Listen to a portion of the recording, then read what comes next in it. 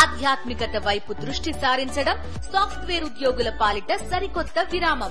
పూర్తి వివరాలకు చదవండి రేపటి సాక్షి దినపత్రిక. హైదరాబాద్ లో అక్రమ నిర్మాణాలపై సీఎం రేవంత్ రెడ్డి కీలక వ్యాఖ్యలు చేశారు. చెరువులను చెరబట్టిన వారికి చెరసాల తప్పదని హెచ్చరించారు. ఎఫ్టీఎల్ పరిధిలో ఆక్రమణలు కూల్చడం తమ బాధ్యత అన్నారు సీఎం రేవంత్. ఆక్రమణల కూల్చివేతల విషయంలో వెనక్కి తగ్గేది లేదని Telangana police academy passing out పరేడ్లో సీఎం రేవంత్ స్పష్టం చేశారు.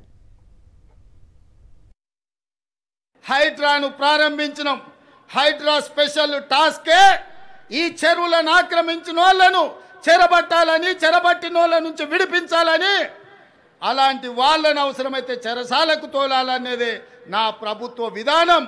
అందులో ఎంత గొప్ప వ్యక్తులు ఉన్నా, ఎంత మహామహులు ఉన్నా వాళ్ళు చెరువులను వదలక తప్పదు.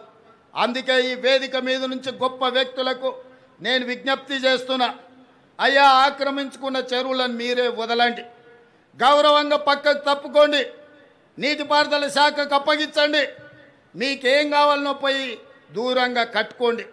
లేకపోతే ఉన్న పలంగా నేల మట్టం కూలుతాయి, కూలగొట్టే బాధ్యత నేను తీసుకుంటా. ఇలా ఎఫ్టీఎల్లో కానీ బఫర్ జోన్లో కానీ నాలాలలో అక్రమంగా నిర్మాణాలు ఏవైతే ఉన్నాయో వాటన్నిటినీ నిరభ్యంతరంగా మేము తొలగిస్తాం.